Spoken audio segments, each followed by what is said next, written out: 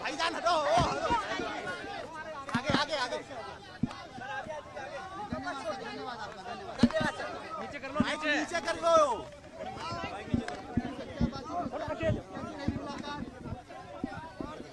नीचे नीचे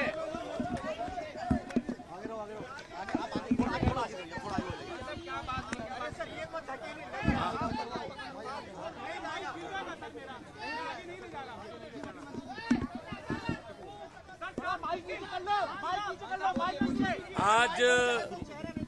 आज मैं तिहाड़ जेल में हमारे नेशनल कन्वीनर और दिल्ली के लोकप्रिय मुख्यमंत्री श्री अरविंद केजरीवाल जी को मिलके आया हूं।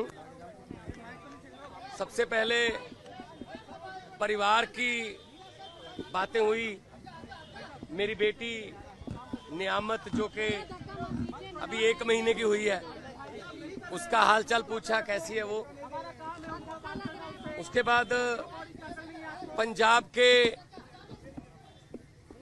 लोगों की, किसानों की फसल क्योंकि इस बार मंडियों में अब आ रही है, तो उन्होंने पूछा कि पैदावार कैसी है इस बार, और जो किसानों का जो डायरेक्ट जो ट्रांसफर है पैसे की, जो सीसीएल की फसल का पैसा, उसमें कोई बाधा तो नहीं आ रही, या कोई चुनाव आचार संहिता की वजह से पंजाब में कोई ऐसी सहूलत जो रोक ली हो। मैंने कहा जी बिल्कुल नहीं है, निरंतर सुविधाएं चल रही हैं, बिजली भी फ्री चल रही है, मंडियों में एक एक दाना जो गेहूं का आएगा वो हम रिकॉर्ड पैदावार करके 130 लाख मीट्रिक टन देश के सेंट्रल पूल में दे रहे हैं, और पैसे भी उसी दिन ट्रांसफर हो रहे हैं।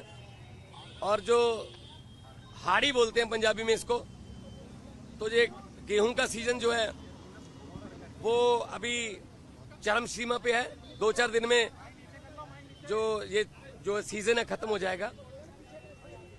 और सबसे बड़ी बात जो आज मैं आपको बतानी चाहता हूं, जो मैं अरविंद केजरीवाल जी को बताई, कि आज ही रिजल्ट आए हैं पंजाब में सरकारी स्कूल के 158 बच्चों ने, 158 सरकारी स्कूलों के 158 बच्चों ने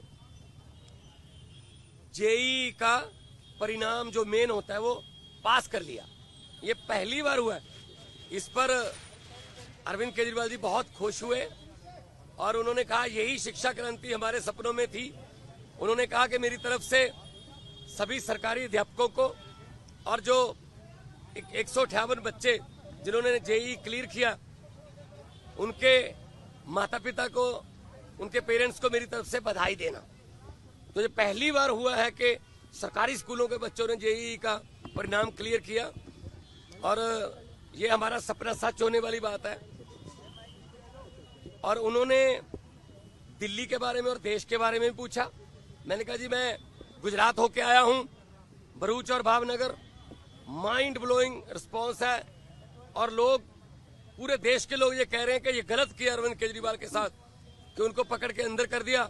शायद ये सोचते होंगे एक बंदे को अंदर करके हम पार्टी की आवाज बंद कर देंगे, लेकिन आपकी आवाज सर, वो व्यक्तिगत तौर पे तो आपको अंदर कर सकते हैं, लेकिन आपकी सोच को अंदर नहीं कर सकते। तो हम असम में भी गया, उन्होंने मुझे कहा कि दिल्ली भी आना, और दिल्ली के जो प्रचारक हैं उनको पंजाब में भी लेके जाना है, और कहीं भी इंडिया गठबंधन का कोई, हमारा पार्टी का कोई नेता, अगर वो असम हो, चाहे वो गुजरात हो, चाहे वो महाराष्ट्र हो, चाहे वो यूपी हो, बिहार हो, यहीं भी वो बुलाएं, हमने जाना है। ये चुनाव जो है ये जीतने हारने वाला चुनाव नहीं है, ये संविधान को बचाने वाला और लोकतंत्र को बचाने वाला चुनाव है। सेहत ठीक है, सेहत उनकी ठीक है। वो कह रहे हैं कि मुझे इंसुलिन मिल रही है और अब मेरा रूटीन में चेकअप भी हो रहा है, तो सेहत उनकी बिल्कुल ठीक है। एक इम्पोर्टेंट सवाल यह है, गृहमंत्री अमित शाह ने ये कहा है कि अगर उनकी जान को खतरा है, जेल तो आप ही के अधीन आती है, लेकिन फिर भी अगर मुझ पर शिकायत आएगी तो हम देखेंगे, क्योंकि पिछली बार आपने कहा था कि आतंकवादियों से भी बुरा सलूक अरविंद केजरीवाल के साथ किया जा रहा है। नहीं, मीटिंग तो आज भी मेरी उसी तरीके से हुई है। शीशा, दोनों तरफ जालियां और इंटरकॉम फोन, मीटिंग तो उसी तरीके से हुई है। ये इन्होंने शायद ये मन में धार रखा है कि हम सीधा नहीं मिलने देंगे। ये इनकी मर्जी हो सकती है या इनकी नफरत की इंतहा हो सकती है, लेकिन इतना मैं बताना चाहता हूं कि अरविंद केजरीवाल जी की जो सोच है, अरविंद केजरीवाल जी ने जो अंदर से मुझे संदेश दिया वो यही दिया कि लोगों को ये बता देना मेरी फिक्र मत करना, लेकिन वोट जरूर डालना और लोकतंत्र और संविधान को बचाने के लिए वोट डालना। तानाशाही जो आ चुकी है देश में उसको खत्म करने के लिए वोट डालना। जल्दी राघव चड्ढा भी कैंपेन करते नजर आएंगे? बिल्कुल आएंगे। हमारे सारे नेता जो हैं वो हमारे सभी नेता अपनी अपनी जिम्मेदारी लगे हुए हैं। 11 खेलते हैं, बाकी कोचिंग स्टाफ में होते हैं, कुछ नेट में बॉलिंग करते हैं, कुछ नेट में बैटिंग करते हैं, 4 एक्स्ट्रा प्लेयर होते हैं। तो हमारा एक संगठन है, तो जिसकी ड्यूटी जहां भी लगेगी हम वहां जाएंगे और 4 जून को आम आदमी पार्टी भारत की एक बहुत बड़ी शक्तिशाली राजनीतिक शक्ति बन के उभरेगी। Thank you.